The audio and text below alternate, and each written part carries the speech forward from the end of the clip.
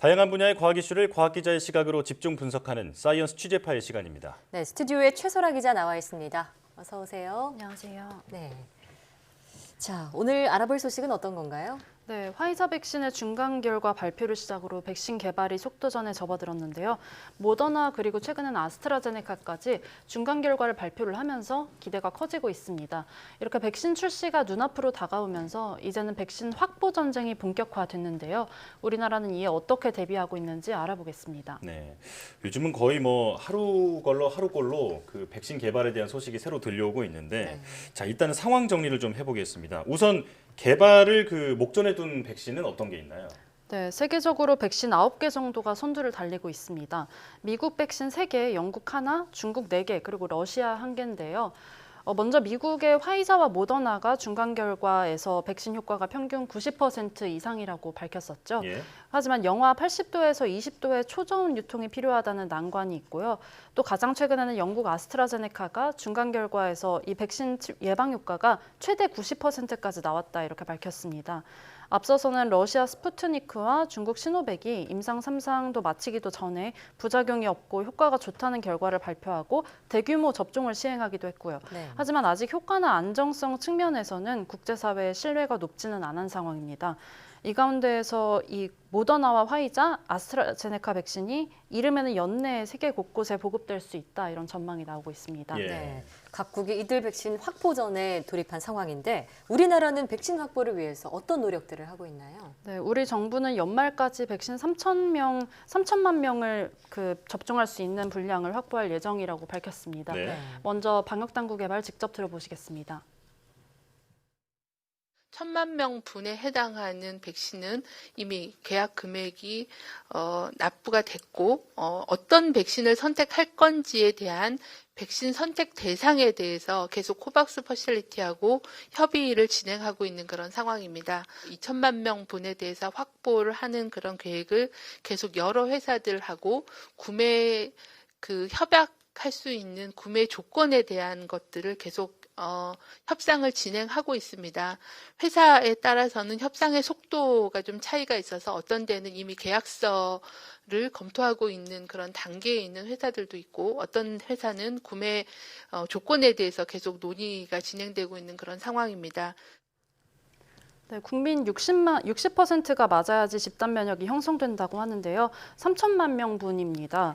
그러니까 돈을 내고 우리가 코백스 퍼실리티에 가입을 했기 때문에 코백스가 투자하는 11개 백신 가운데서 이 선택된 백신을 국민 20%, 그러니까 네. 1,000만 명이 맞을 수 있는 물량으로 공급을 받게 되는 거고요. 예. 그래서 이미 1,000만 명분이 확보를 했다는 의미고 또 60%가 맞고 집단 면역이 형성되려면 나머지 2천만 명분이 더 필요한 건데 네. 이거는 개별로 제약사들로부터 사오겠다는 겁니다. 네. 자, 우리 인구가 5천만 명인데 3천만 명분이면 충분한 건가요? 물론 백신 효능에 따라서 더 많이 필요할 수도 있습니다. 예를 들어서 백신 효능이 이 50%밖에 되지 않는다고 하면요. 네. 국민의 60%가 접종을 해도 면역력을 가진 국민은 30%밖에 되지가 않는 겁니다. 예. 정부는 연내 3천만 명을 확보한 다음에 검증된 백신을 최대한 많이 확보하겠다는 입장입니다. 네. 자, 2천만 명분은 제약사들과 개별 구매 계약을 맺겠다는 건데 지금 어떤 제약사들과 얘기가 오가고 있나요? 네, 구체적인 계약 내용은 알려지지 않았는데요. 다만 식약처가 아스트라제네카 백신의 안전성 검토에 돌입을 했습니다.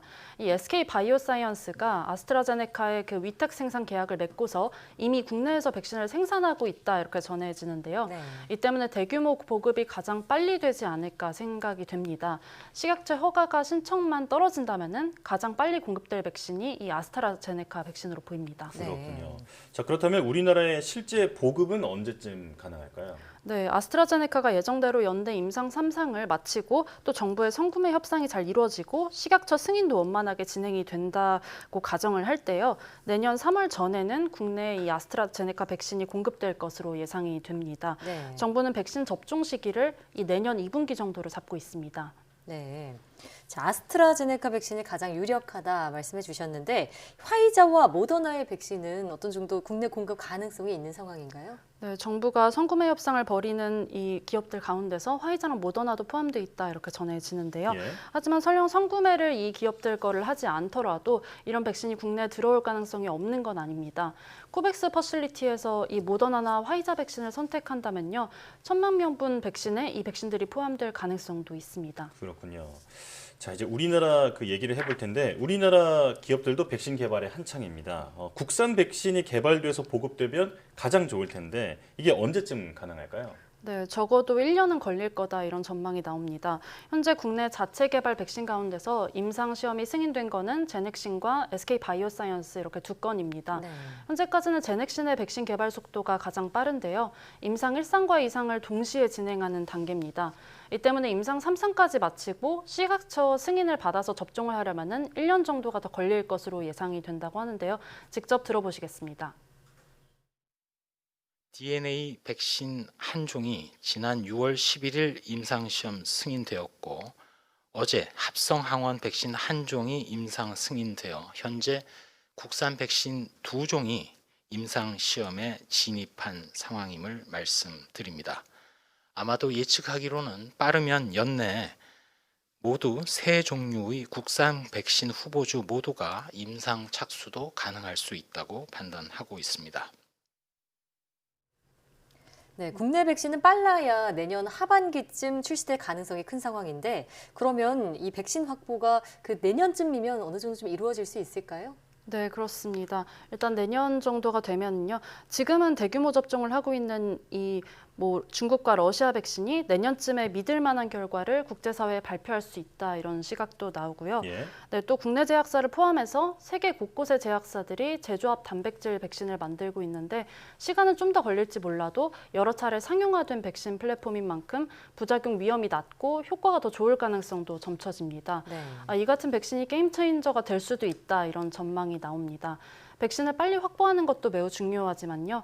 결국은 백신별로 효과와 부작용, 그리고 부작용 가능성, 그리고 비용까지 따져서 적합한 백신이 보급되도록 하는 것도 중요하겠습니다. 예. 자, 국내 백신 개발 업체의 인터뷰를 읽어보니까 퍼스트가 아닌 베스트 백신을 만들겠다 이렇게 얘기를 하더라고요. 그 말처럼 토종 백신이 코로나19를 잠재우는 데 큰 역할을 했으면 좋겠습니다. 자, 지금까지 최소라 기자와 함께했습니다. 오늘 말씀 잘 들었습니다. 고맙습니다.